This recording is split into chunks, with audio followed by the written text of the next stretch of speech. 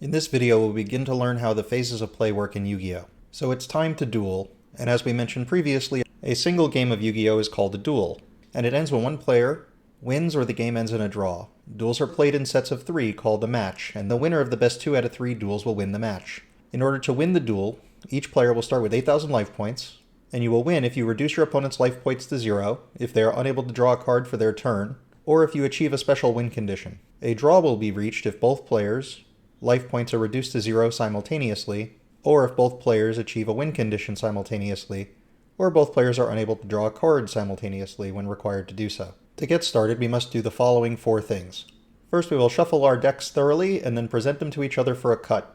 Be careful when touching your opponent's cards. After the decks are shuffled and cut, place the deck into the deck zone, as well as your extra deck into your extra deck zone, face down. Both players should then present their side decks to one another, face down, specifically if with the purpose of showing that you have the exact same amount of cards in your side deck before and after siding in every game. Your side deck should be 15 cards or less. After game 1, if you choose to use your side deck, it should still have 15 cards in it after siding. Then the last thing you'll do before beginning the game is both players will find some random method to have a player choose who goes first or second. You can play rock, paper, scissors, flip a coin, or roll a die to determine who will choose. Here in the rulebook it says the winner decides to go first or second in the duel.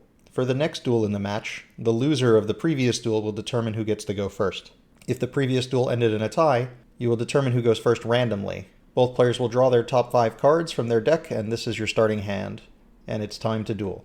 During a duel, both players will take turns following a sequence of phases in which different actions are allowed to be taken. The first phase in a duel is called the draw phase, which is then followed by the standby phase, which is then followed by the main phase. The main phase can proceed to the end phase, unless you would like to battle. If you'd like to battle, you proceed to the battle phase, and out of the battle phase you must proceed to main phase 2, which is then followed by the end phase, which then proceeds to the next player's turn. You'll start your turn in your draw phase.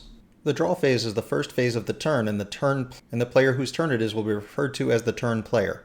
At the start of the draw phase, you will draw 1 card from your deck. If a player has no cards left in their deck at the start of their draw phase, they are unable to draw a card and will lose the duel. After you draw a card, you are still allowed to make plays. You can activate quick effects before proceeding to the standby phase.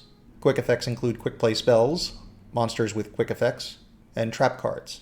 It's important to know that the player who goes first on the first turn of the duel does not draw a card during their draw phase, although they do have a draw phase. The most important action that takes place during the draw phase is that the turn player will draw a card from their turn except for on the first turn, and most other actions that can be taken during the draw phase are to activate quick effects. This is the Fast Effects timing chart. It can be found on the official Yu-Gi-Oh! Card website, and I will link it in the description below. This chart is used for helping navigate a turn and how it takes place. I will be addressing this during the draw phase and mentioning similar scenarios that occur in other phases of play as we proceed through the turn. At the start of the draw phase, the game state is open and the turn player may take any of the following actions. This applies to every phase and step. Steps are small parts of a particular phase. Now, because we're in the draw phase, there is one guaranteed action that must take place. The turn player will take an action that does not start a chain. In the draw phase, the action that does not start a chain is drawing a card for turn. After we've drawn a card for turn, we proceed to the next box, which is to see if a trigger effect was achieved. There are very few card effects that meet a trigger effect during the draw phase. One that comes to mind is Legacy the Time Lord, which says if your opponent draws a card, which is its activation condition, its effect is to inflict 1,000 damage to your opponent. So this is a trigger effect that is triggered upon drawing a card, which would take place at the start of the draw phase. If either player would like to respond to the activation of Legacy the Time Lord, we will proceed to box D and build a chain. We'll talk about chains in more detail later, but once a chain resolves, we will then proceed back to the yellow box. So after any chain resolves, we return to the yellow box. This is also where we would have been if our opponent does not have Legacy on the field, which is most likely what's going to happen. So following the draw for turn, you go to this box, and you'll determine if a card has met its trigger effect.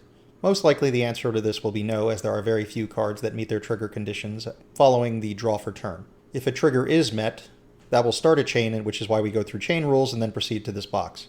If every chain continued to meet trigger conditions, we would continue to have chains. So if there is no trigger effect started, the turn player has the option to activate the first fast effect. So following any action, the turn player can perform a fast effect. If they choose to activate one, we'll use chain rules. If they choose not to activate one, the opposing player can activate a fast effect. If they choose to activate something, we'll continue with chain rules.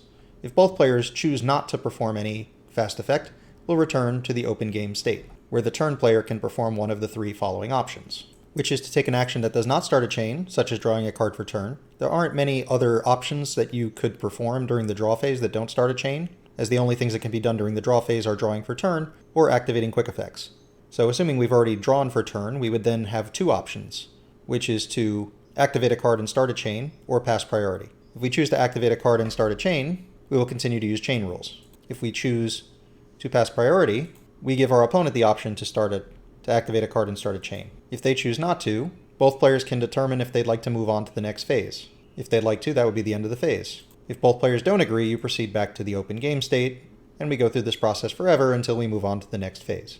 In official play, if both players continue to repeat an infinite loop at least 4 times, the turn player is forced to take the action that does not repeat the loop. Otherwise, the game would never end. The next phase is the standby phase. The standby phase, just like every other phase, will follow the fast effects timing chart. Things that normally happen in the standby phase is that there are some cards that will either activate during the standby phase, they may have maintenance costs that must be paid during the standby phase, or there might be just some effects that resolve in the standby phase. If you don't have any of these actions that need to be performed, you can still activate trap cards or quick play spells or quick play monster effects before moving on to the main phase. So the main game actions that take place during the standby phase are resolving card effects that need to happen or paying costs, or activating quick effects. These two cards are cards that are very commonly known and associated for having maintenance costs that are paid during the standby phase. The first is Imperial Order, which says once per turn during the standby phase, you must pay 700 life points, which is not optional, or this card is destroyed.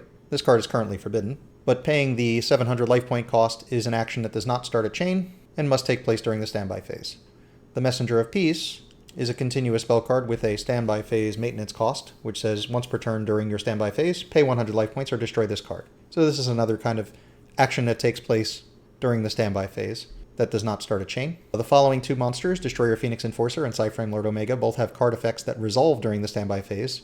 Destroyer Phoenix Enforcer has an effect that says if it's destroyed by battle or card effect, you can activate this effect. During the next standby phase, special summon one Destiny hero from your graveyard. So if Destroyer Phoenix Enforcer was destroyed during the previous turn, during the next standby phase, he must try to summon himself. This will occur as an action that does not start a chain during the standby phase.